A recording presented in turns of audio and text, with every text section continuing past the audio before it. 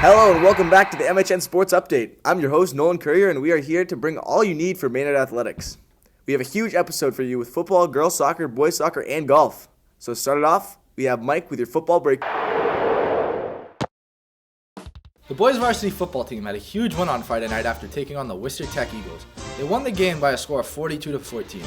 Maynard's Dylan Gallo found AMSA's Pat Andrews for a 71-yard touchdown on the second play of the game. Gallo also connected with AMSA's Mateo Arlano for 2. Dan Terrell and Michael Datavi had 1 each through the air. Datavi also ran one in from 2 yards out for his second on the night. Player of the game goes to quarterback Dylan Gallo, who went 14 from 21 for 282 yards and 5 touchdowns. Yes, that is correct. He had 5 touchdowns. On Saturday, the JV team won the game by a score of 20-6. AMSA QB Nick Lingua had 2 passing touchdowns, one to Alex Guads and the other to Tommy Lawton. Kyle Lutzy also had an interception, which he took 94 yards to the house. Now over to Gavin Mancini with the girls varsity soccer. Thanks, Mikey Wikey.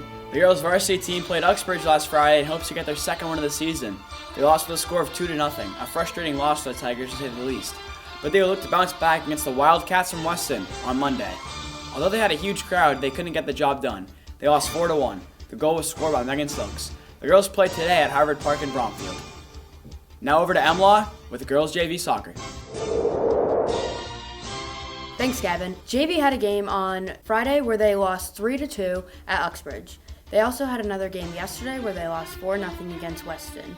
Their next game is today in Bromfield at 4. Now sending it over to Stack with Varsity Boys Soccer.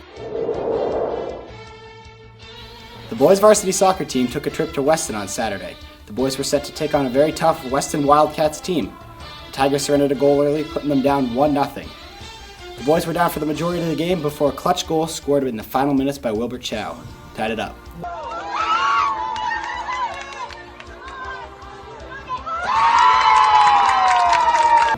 No one else was able to score, and the game ended in a draw, 1-1.